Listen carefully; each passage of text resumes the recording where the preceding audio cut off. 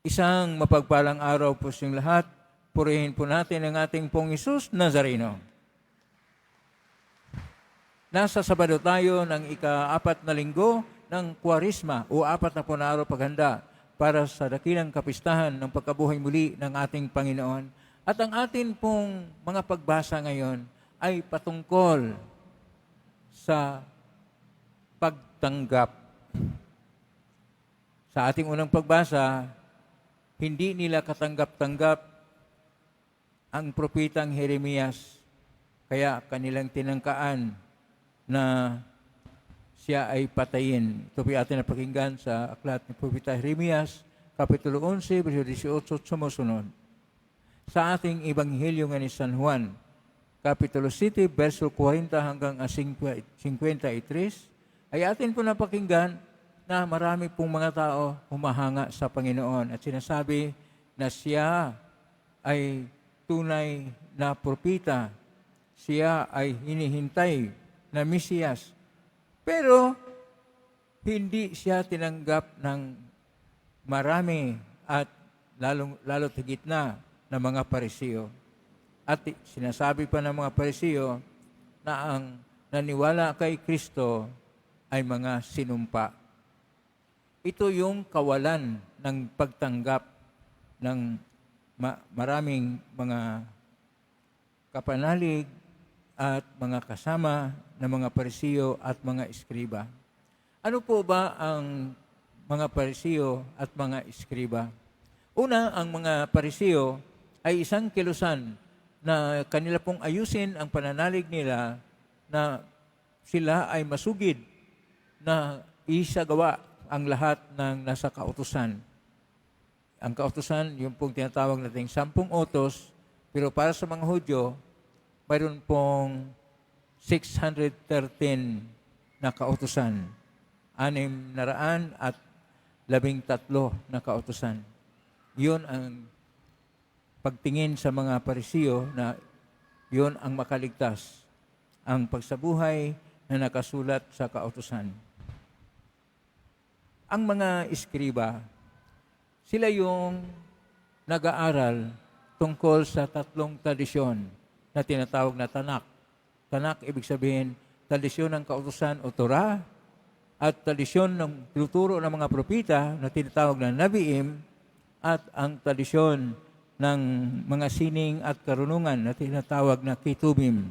Kaya pag kumpunihin po yan ay tinatawag na Tanak, yun ang trabaho ng mga Eskriba na kanila pong pag-aralan ang tungkol sa 3 tradisyon at sila po ang tinatawag na may kapangyarihan, may otoridad na mag-interpreta, magtuturo tungkol sa kahalagahan at kahulugan ng mga tradisyon. Kaya hindi rin nila katanggap-tanggap ang ating Panginoong Hesus. Dahil una, sabi nila, hindi siya Mesiyas dahil sabi nila ang Mesiyas dapat ipanganak sa Bethlehem. Doon naman talaga pinanganak ating Panginoon sa Bethlehem. Pero dahil siya lumaki sa Galilea, akala nila siya ay taga Galilea. Pangalawa, hindi katanggap-tanggap dahil siya ay nasa pamilya na hamak lang ng isang karpentero. Pamilya ni San Jose, ni isang karpentero. Kaya hindi siya katanggap-tanggap. Ano ba ang salitang pagtanggap? Sa salita ng ating Panginoon sa mga Hebreo at mga taga-gitnang silangan, ang pagtanggap ay tinatawag na kabala. Pero dahil ang ating Ebanghelyo nakasulat sa Koine na Grigo, ito po ay apodoce. Pero dahil ito ay nasalin sa Latin po, acceptatio. Sa atin pong salita, ang pagtanggap. Kinakailangan po natin ang pagtanggap. Ang mga magulang, alam ninyo na kapag mayroon kayong anak na hindi ninyo katanggap-tanggap, magkaroon ng isang proseso ng iba ang kanyang ugali at magkaroon siya ng hindi rin maayos na relasyon sa loob ng tahanan o pamilya dahil sa kawalan ng pagtanggap sa isa't isa. Kapag ka ang mag-asawa Mabuti pa sa una ay nagmahalan, sa katagalan na hindi na tatanggap sa isa't isa. Sila'y maghiwalay at magsuma kabilang bahay. Kaya ang resulta ng hindi pagtanggap ay mga masabi nating negatibo na mga resulta. Kailangan natin ang pagtanggap. Paano ba magtanggap? Ang pagtanggap, una sa lahat, ay pagtanggap sa sarili. Ang pagtanggap sa sarili dapat pagtanggap rin sa Diyos. Pero ang pagtanggap sa Diyos ay dapat din pagtanggap sa kapwa. Upang magkaroon tayo ng maayos na pagtanggap sa isa't isa, upang ang lahat ay makilala na mayroong Diyos na siyang pinagmulan ng lahat ng kabutihan, mayroong Diyos na siyang sentro ng buhay at nagbibigay kabuluhan at saysay ng buhay, kailangan unang gagawin natin ay ang pagtingin. Ano yung ating mga problema? Bakit mayroon tayong bias o hindi pagtanggap sa ating kapwa-tao? Kasi ang hindi pagtanggap, siyempre mayroon kang ibang paningin. At kung minsan ang hindi pagtanggap sa kapwa, nakita mo sa kapwa mo ang hindi mo matanggap sa iyong sarili. Kaya halimbawa, ang kita mo, pangit yung tao na yon, pero ang talagang tinututukan mo ay ang kapangitan ng iyong sarili at ugali. Kaya hindi mo katanggap-tanggap yung tao na yon dahil hindi mo katanggap-tanggap ang iyong tunay na sarili. Pangalawa, ang pagtanggap ay ang pagtingin ano yung mga katanungan at ang mga patterns na dapat nating tingnan sa buhay. Kung ito ba paulit-ulit. Paulit-ulit dahil mayroon kayong problema sa kalooban. Mayroon kayong problema sa pag-iisip. Mayroong problema sa puso. Ibig sabihin na hindi mo katanggap-tanggap yung tao na yon sapagkat mayroon kang problema sa iyong sarili. Pero sinisisi mo ang iba, kaya hindi mo siya tanggapin, pero ang tunay na may problema ay ikaw. Kaya titingnan mo muna ang tunay mong problema. Bakit hindi ka bukas na tatanggap sa kapwa mo? Pangatlo, kailangan kang magkaroon ng tunay na kabukasang loob, kabutihang loob, habag, at pagmamahal. At kung hindi ka marunong mapagkumbaba, hindi ka mo matanggap ang iyong kapwa. Kailangan na ikaw ay magkaroon ng, ulitin ko, kabukasang loob. Ibig sabihin, ang puso mo ay bukas na para sa kapwa. Ang pag-isip mo ay bukas din sa pagtanggap ng kanyang mga ideya, mga opinyon o pamamaraan. Kaya, iyon ang kinakailangan upang makatanggap.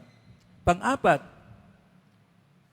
tingnan mo ang kalaliman ng iyong sarili. Ito'y tinatawag ko minsan sa psikolohiya ng inner child.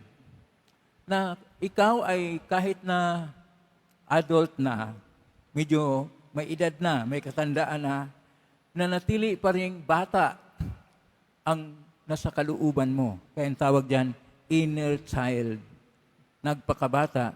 At yung nagpakabata, isip bata, bata rin ang pakikitungo sa kapwa at mayroon kang mga tinatawag na bagahe na personal na hindi mo naigpawan yung mga tinatawag na personal na bagahe at dahil doon, hindi mo katanggap-tanggap ang iyong kapwa.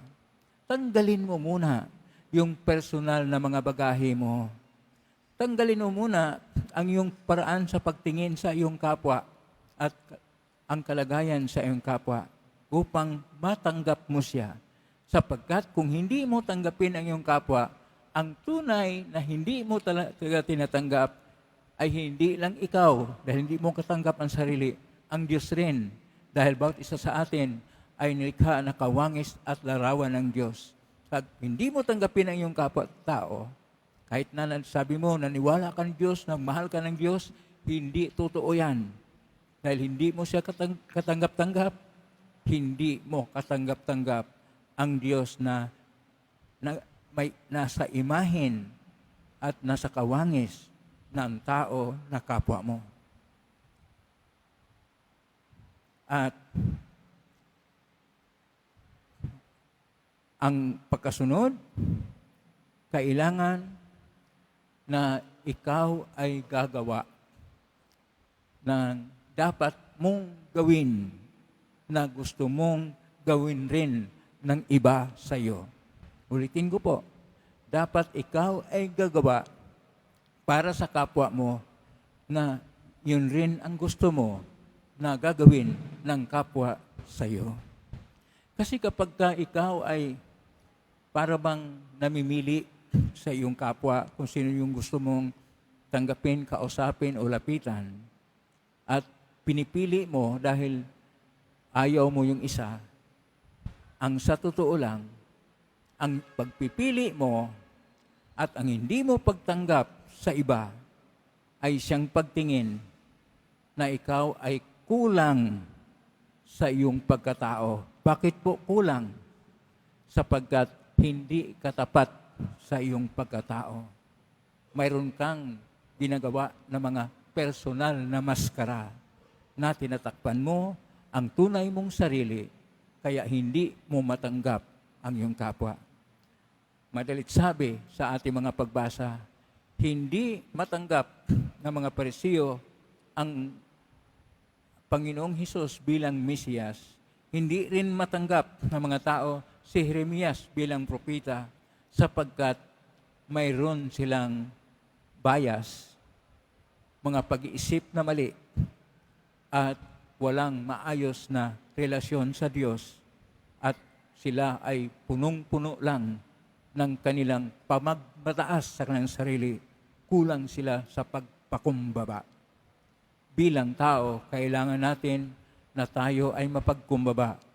May kabukasang loob, may habag sa ating kapwa, may pagmamahal, upang tulad ng ating Panginoon, tinatanggap nating tunay ang ating kapwa-tao. Kapag ka tinatanggap mong tunay yung kapwa-tao, Diyos ang siyang tinatanggap. Ang Pong Isus Nazareno ay siyang tinatanggap. Kaya, kailangan nating magmahal ng tunay at tanggapin ang ating kapwa kung kahit sino man sila upang ang Diyos ay siyang Panginoon ng ating puso. Amen?